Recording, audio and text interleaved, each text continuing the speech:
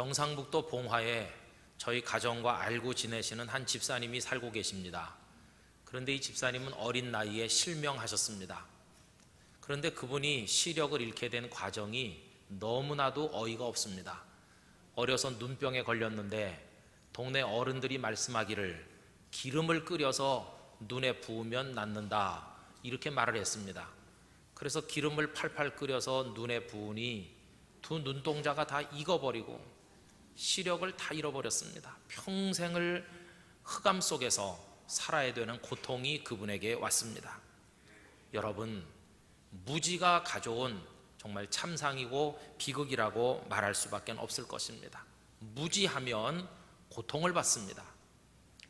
그래서 사람들은 무지로부터 벗어나기 위해서 열심히 배우려고 노력합니다. 지식을 많이 가지면 가질수록 세상을 살기에 편리하고 좋은 것이 사실이기 때문입니다.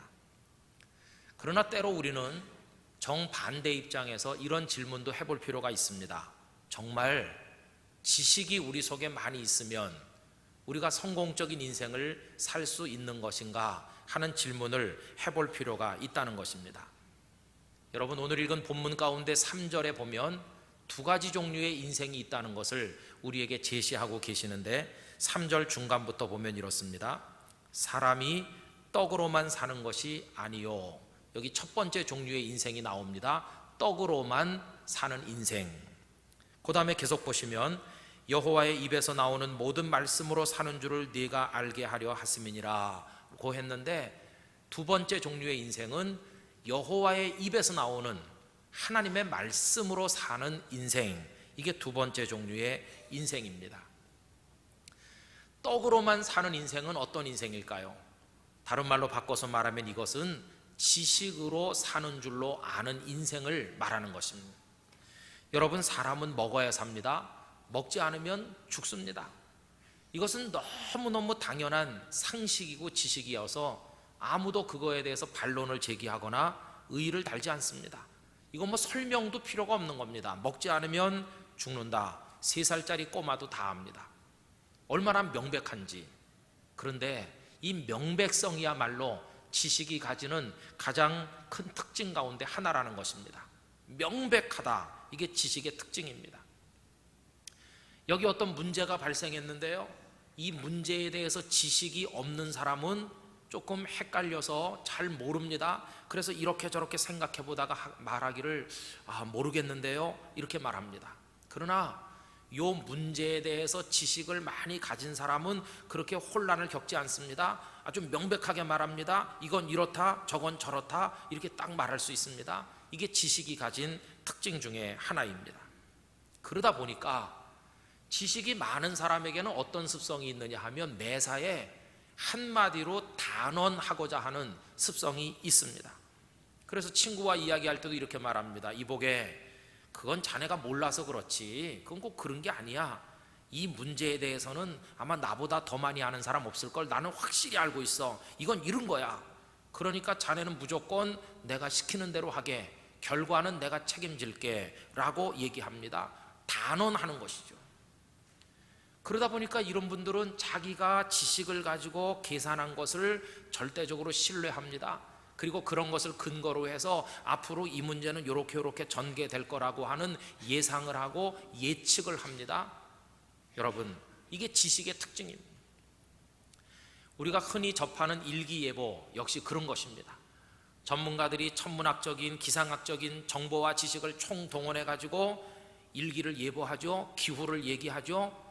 또 경기를 예상해서 말하는 것도 마찬가지입니다. 현재 우리나라 각 기업의 경영 상태, 또 경제적인 여러 가지 측면들, 우리나라의 재정 문제, 그리고 통계적인 모든 자료들을 다 동원해 가지고 앞으로 대한민국의 경기가 이렇게 될 거다, 환율은 이렇게 될 것이고 라고 경기를 예고한다, 그 말입니다.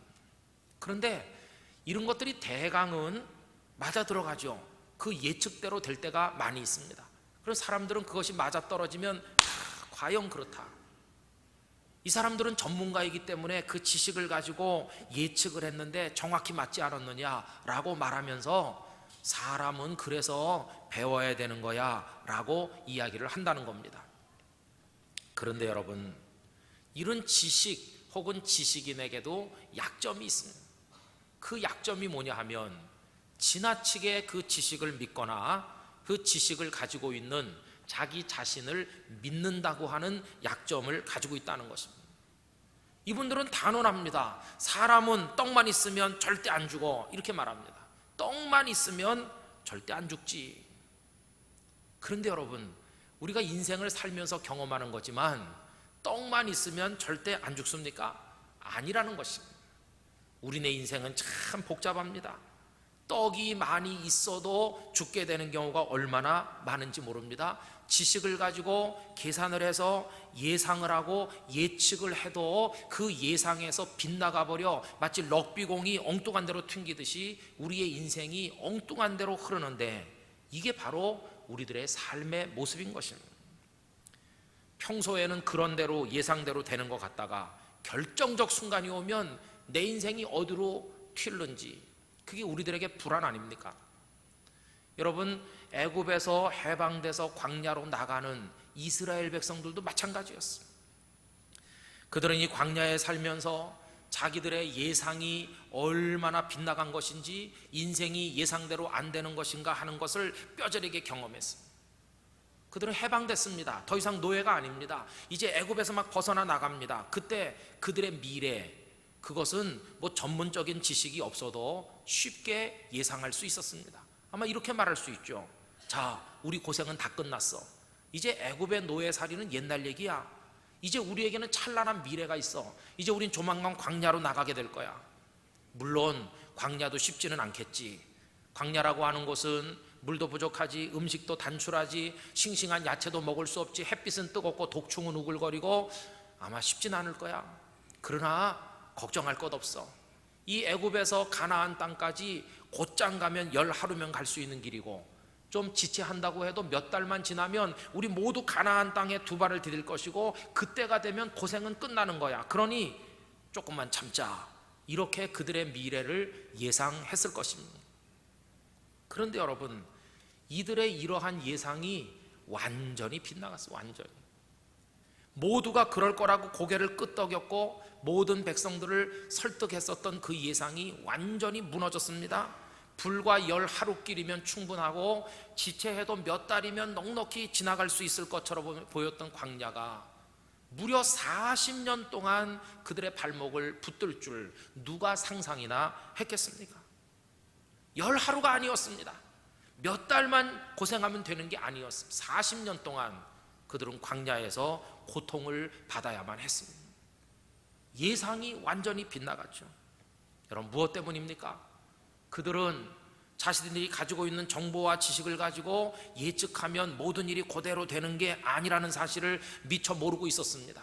여러분, 우리 존재는 지식만으로 되는 존재는 아니죠. 우리에게는 감정도 있고 우리에게는 의지도 있습니다. 아무리 지식이 그렇다 할지라도 내 감정이 뒷받침되지 않고 의지가 움직이지 않으면 이 지식은 죽은 지식이 되는 것입니다. 이들이 왜 광야에서 40년을 살았는지 지난주일 낮예배 시간에 말씀드렸죠. 가데스 바네아라는 곳에 도착했을 때 모세가 12명의 정탐꾼을 선발해서 가나안 땅으로 보내 40일 동안 그 땅을 돌아보고 오게 했죠. 그런데 돌아온 사람 중에 10사람이 보고하기를 그 땅은 정말 적과 꿀이 흐르는 멋있는 땅이고 기름진 땅이다. 그런데 문제가 있다. 가보니까 거기 사는 사람들은 기골이 장대하고 거인 족속이고 우린 거기다 갖다 대면 메뚜기 같고, 더군다나 그들이 살고 있는 성은 하늘을 찌를 듯이 높이 솟아있고 얼마나 견고한지 우리가 거기 올라갔다가는 그들의 칼에 전멸당할 수밖에 없을 것이다. 결론적으로 그 땅을 차지하는 건 불가능하다. 그 얘기를 들은 백성들이 통곡을 하고 울부짖으면서 하나님을 원망하고 모세와 아론을 향해 달려들면서 차라리 애굽에서 노예로 사는 게 더 좋았는데 라고 말하면서 애굽으로 돌아가자 하더니 돌을 들어서 모세와 아론을 죽이려고 했죠. 바로 그 순간 하나님이 나타나셨고 하나님이 회초리를 드셨는데, 너희들이 정탐했던 40일 그 하루하루를 1년씩으로 계산해서 40년 동안을 이 광야에 머물러야 된다. 나를 향해 불신앙하고 이렇게 지도자들에게 대들었던 너희들은 기성세대는 여기서 다 40년 동안에 죽고 너희들이 죽을 거라고 걱정하는 너희의 아들, 딸, 어린 세대는 성장해서 새로운 이스라엘이 되어 그들이 가나안의 주인공이 될 것이라고 말씀하지 않았습니까? 이게 40년을 광야에서 머물게 된 원인입니다. 가데스 바네아에서의 실수는 치명적인 것이었습니다. 그러면 여러분, 이들이 왜 거기서 그런 실수를 했습니까? 지식이 없어서인가요? 아닙니다. 그들의 지식이 오히려 문제가 됐습니다. 여러분, 그들은 그 땅이 적과 꿀으로는 좋은 땅이라는 거 알고 있었습니다. 또 정탐으로 갔던 사람들이 열매를 메고 와서 백성들에게 다 보여주기도 했습니다. 좋은 땅이라는 정보가 있습니다. 또 거기 살고 있는 사람들이 아주 거인족속이고 성이 견고하다고 하는 여러 가지 정보와 지식이 그들에게 다 있습니다. 그런데 여러분, 그들이 실패한 것은 이 지식, 이것이 없어서가 아니라 오히려 반대로 그 지식을 의지하고 너무나 지식에 매달렸기 때문에 그들이 실패하게 되었다는 것입니다. 저는 이런 생각해 봅니다. 차라리 정보가 없었더라면 좋지 않았을까? 차라리 아무 지식도 없었다면 좋았을 것을. 거기 사는 사람들이 거인들이 많다는 거, 성이 견고하다는 이런 지식이나 정보가 아무것도 없었더라면 훨씬 좋았을 것을. 혹은 그런 지식이나 정보가 있다고 할지라도 그걸 묵살할 수 있는 막무가내의 고집이라도 있었으면 좋았을 것을. 여러분, 이미 그들에게는 하나님의 말씀이 주어져 있었습니다. 두려워하지 말아라, 내가 너희와 함께한다, 그 땅을 너희들에게 준다, 내가 그들을 물리쳐 줄 것이다, 강하고 담대하라 하는 말씀이 주어져 있었거든요. 그때 백성들이, 정탐꾼들이 가져온 정보나 지식 같은 거 다 무시하고 나는 아무것도 몰라요, 무식한 나는 그냥 하나님의 말씀대로 사는 것밖에 모릅니다, 나는 저들이 뭐라고 하든지 간에 하나님의 말씀만 붙들고 가나안으로 가겠습니다, 이런 고집이 있었더라면 차라리 좋았을 것을. 그랬더라면 광야에서 40년을 배회하며 멸망하는 고통을 겪지 않아도 되지 않았겠습니까? 여러분, 이렇게 생각해 보면 지식은요, 편리한 점도 있지만 어떤 면으로 우리의 발목을 붙들고 우리를 멸망으로 끌고 갈 때도 많이 있다는 것을 깨닫게 됩니다. 그래서 생겨난 말이 있습니다. 아는 게 병입니다. 병. 모르는 게 훨씬 나아요. 요새 건강에 대한 관심이 많다 보니까 TV를 보든지 잡지를 보든지 뭐 좀 알면 금방 오늘 당장 암 걸릴 것처럼 생각되죠. 아는 게 병이라니까요. 그 이후 40년 동안 광야에서 얼마나 고생했습니까? 오늘 말씀 2절 그리고 3절 상반절에 보면 그들이 고통받는 모습이 상징적으로 이렇게 설명되어 있어요.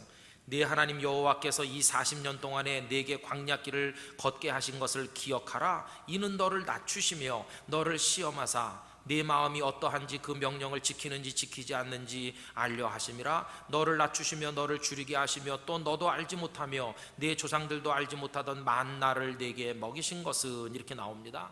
낮추셨다. 노예 상태 때보다 더 비참해졌어요. 더 고통받았어요.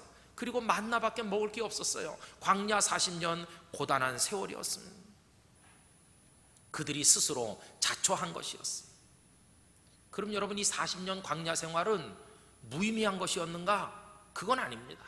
이건 하나의 교실과 같았습니다. 그 안에 학생처럼 그들이 들어있었습니다. 하나님은 광야라고 하는 이 특수한 교실을 통해서 이들에게 꼭 한 가지를 가르치려고 하는 게 있었습니다. 무엇을 가르치려고 하시는가? 여러분, 3절 후반부부터 다시 한번 보십시오. 사람이 떡으로만 사는 것이 아니요 여호와의 입에서 나오는 모든 말씀으로 사는 줄을 네가 알게 하려 하심이니라. 할렐루야. 이 광야 속에서 너희들은 이걸 배워라. 무엇을? 떡으로만, 지식으로만, 그것만 있으면 내 인생은 아무 걱정 없어 라고 하는 그 어떤 것으로만 사는 것이 아니다. 오히려 너희들의 인생은 하나님의 말씀으로 사는 것이라는 것을 너희들이 배워야 된다. 이게 하나님의 뜻이었습니다. 저는 오늘 3부 예배 오신 여러분들에게도 이 원리를 배우는 은혜가 임하기를 기원합니다. 우리가 사는 것은 떡으로만이 아닙니다. 하나님의 말씀으로 살게 되는 줄로 믿습니다. 물론 떡도 있어야 되죠. 지식도 있어야 되죠. 그 어떤 것도 있어야 되죠. 그래서 하나님은 에덴 동산에서 아담과 하와에게 먹을 것도 주셨습니다. 떡도 있어야 되니까요. 그러나 문제는 떡만으로는 안 된다는 것입니다. 오히려 하나님의 입에서 나오는 말씀으로 되는 줄로 믿습니다. 그거를 배우라는 것입니다. 결국 성도는 그 원리를 배워가면서 살아가는 사람이라고 이야기할 수 있겠죠. 그럼 여러분, 하나님의 말씀으로 사는 것을 깨닫고 배우고 그렇게 살려면 우리에게 뭐가 필요할까요? 그 필요한 태도가 뭘까요?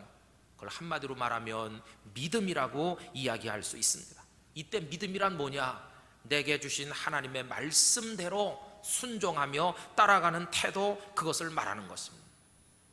정탐꾼들이 가져온 정보나 지식이 어떠하든지 나는 상관하지 않는다. 나는 하나님의 말씀이 나를 향해 가라 하셨기 때문에 나는 가나안으로 가겠습니다. 이게 바로 믿음인 것입니다.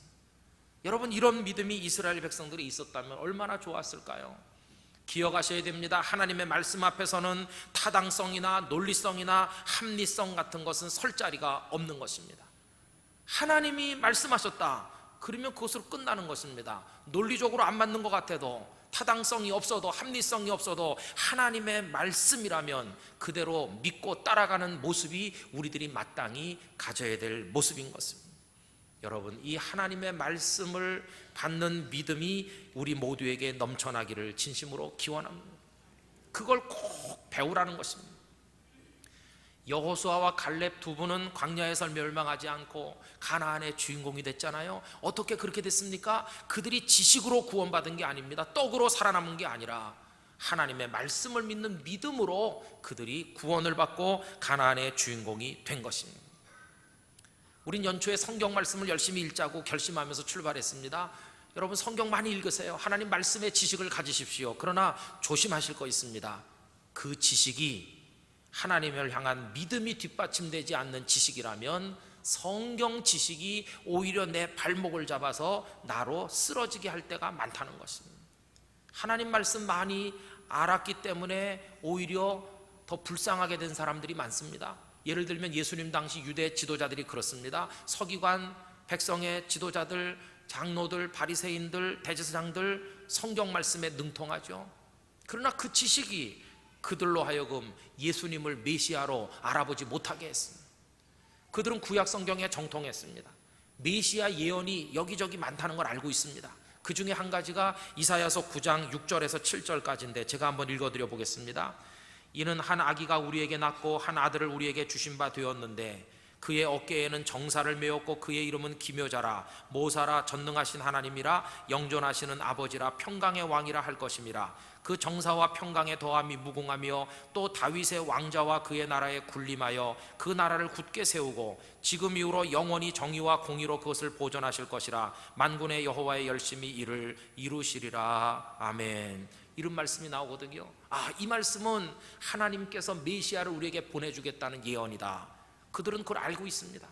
그러면 메시아는 어떤 모습으로 오시느냐? 여기 보니까 정사를 메었다. 정사는 통치권, 행정권 이런 걸 말합니다. 권력을 어깨에 메고, 그 다음에 다윗의 왕좌에 앉아서 그 나라 위에 군림하며 그 나라를 굳게 세우고. 이게 뭐의 모습입니까? 임금, 왕의 모습이죠. 메시아는 왕이시다. 그들의 지식이 틀렸습니까? 아닙니다. 그들의 지식은 정확했습니다.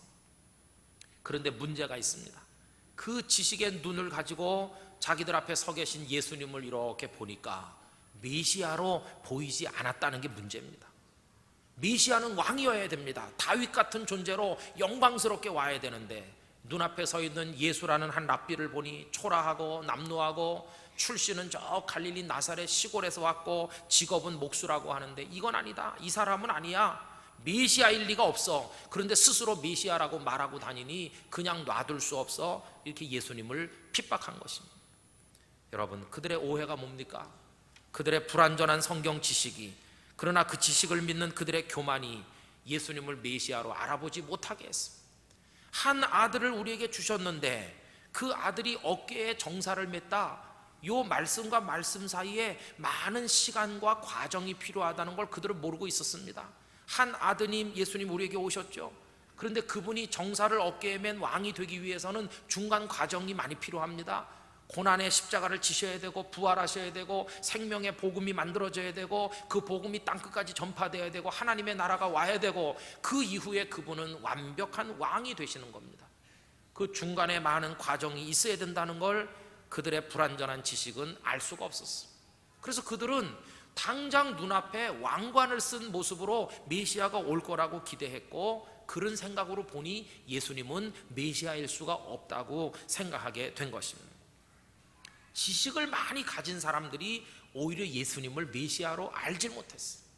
그런데 여러분, 놀라운 사실이 있습니다.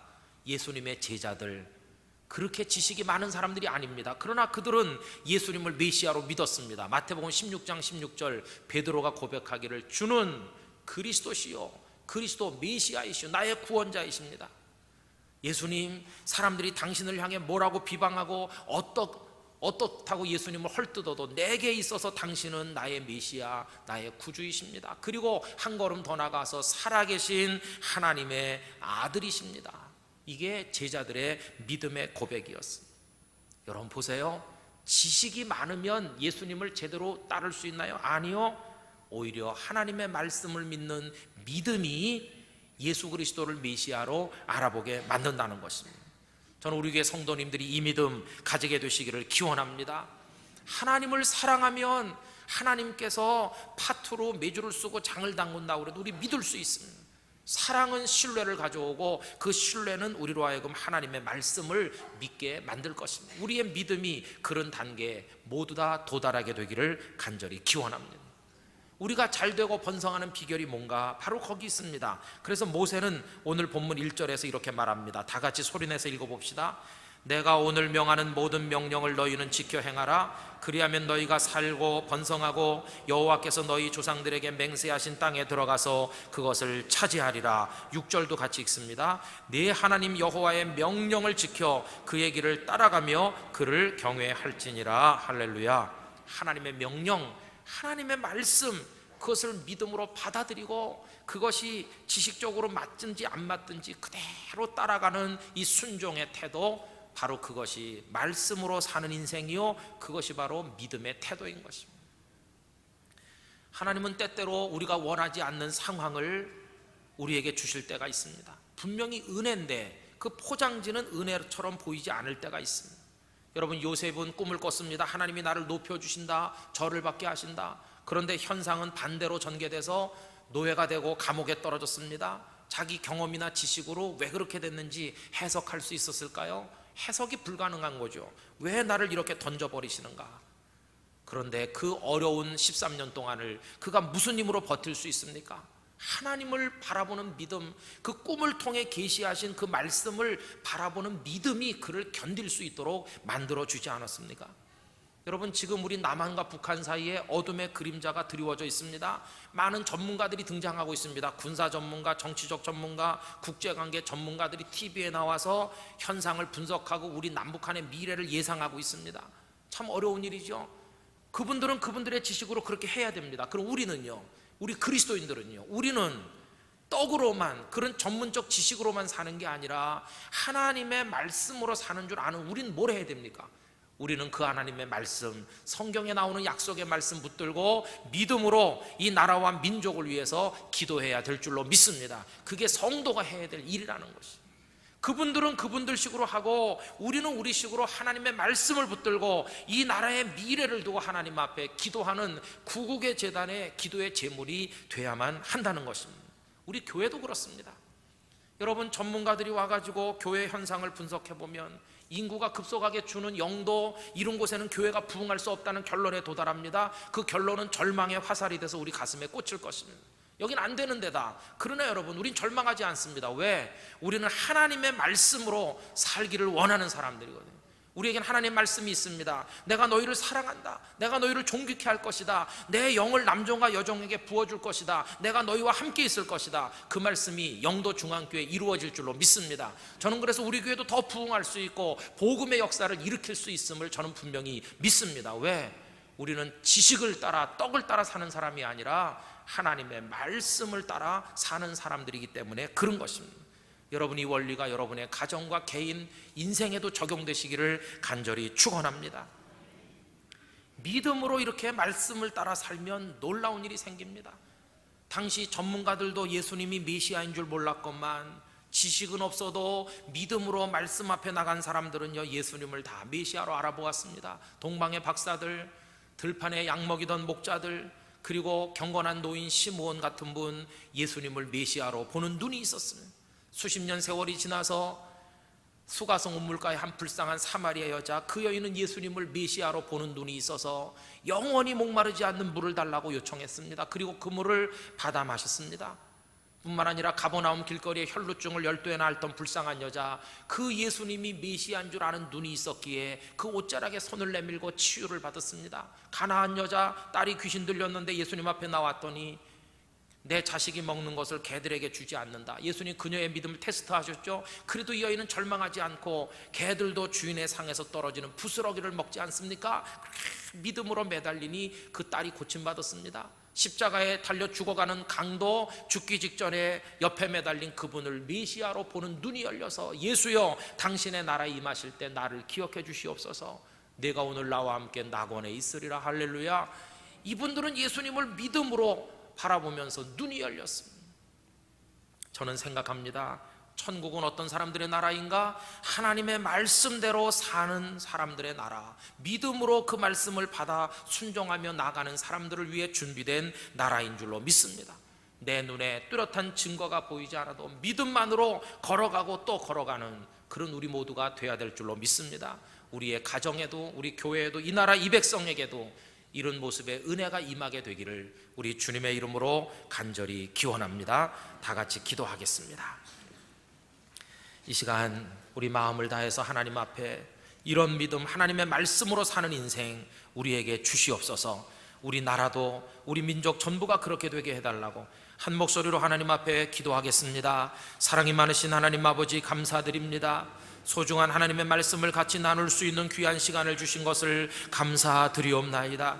떡만으로 사는 것이 아니며 지식만으로 사는 것이 아니며 그 어떤 것으로 사는 것이 아니라 하나님의 입에서 나오는 말씀으로 사는 줄 알고 그 말씀을 받는 믿음이 우리들에게 넘쳐나도록 은혜를 주시길 원합니다. 아버지 하나님이여, 지식은 우리에게 절망을 선언한다고 할지라도 우린 그 말씀을 붙들고 소망의 노래를 부를 수 있게 하여 주시길 원하오며 전진하고 또 전진할 수 있게 하여 주시기를 원합니다. 그래서 이 원리를 배우고 우리 가정도, 개인도, 교회도, 민족도 하나님의 은총을 누릴 수 있게 하여 주시옵소서. 아멘. 하나님 아버지, 지식으로 보고 현상으로 보고 떡만으로 보면 살 수 없는 존재인 경우가 많지만 우리는 하나님의 말씀을 따라 살고 하나님을 믿는 믿음으로 살기에 절망 중에서도 소망의 노래를 부르는 줄로 믿습니다. 우리가 이 원리를 광야 학교를 통해 배우게 하시고 우리 개인도, 가정도, 교회도, 우리 민족도 그 복을 받게 하여 주시옵소서. 우리의 가나안 땅에 반드시 도달할 수 있도록 축복하여 주시옵소서. 예수님의 이름으로 기도하옵나이다. 아멘.